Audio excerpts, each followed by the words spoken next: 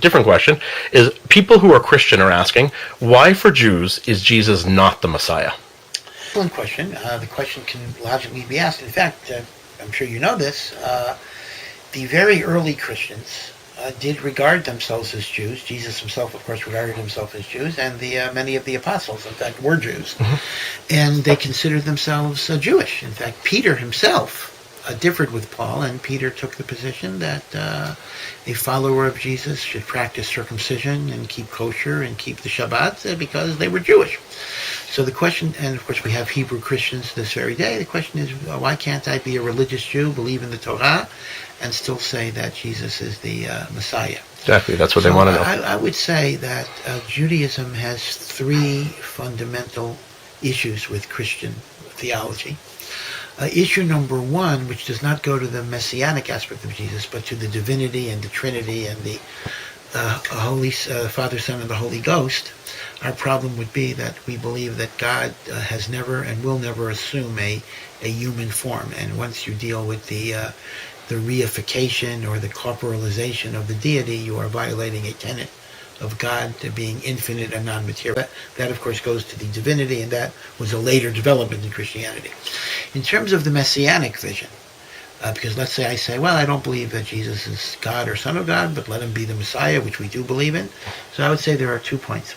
Point number one is that classical Jewish literature does not accept the notion of a second coming, and that is once the Messiah reveals himself, he will accomplish a designated mission of getting the Jews back to Israel, rebuilding the temple, and hopefully establishing world peace. Now, Jesus, of course, was crucified. Jesus was murdered before he completed any of those things.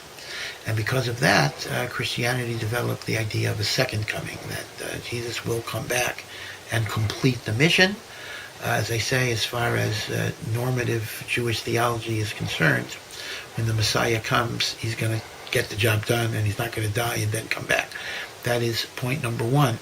Point number two is, and again, I'm not going to get into the debate whether Jesus said it or the apostles or later people said it, but the notion that of the New Testament, the notion that God has abrogated his covenant with Israel, and that God has replaced the Sinaitic revelation with justification by faith, which is really Paul's innovation. Paul created the idea that one gets redemption not by works, but by faith. That's called justification by faith.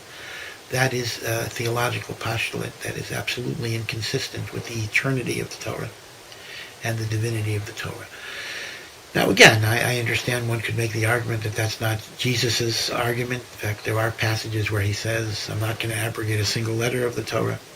And yet, even within the Christian Bible, there are narratives in which he implies that certain mitzvot are no longer binding, and certainly Paul took the position that none of the mitzvot are binding. And that is a postulate we cannot accept because, as Maimonides writes in his Articles of Faith, even the Messiah will not abrogate or replace the Torah.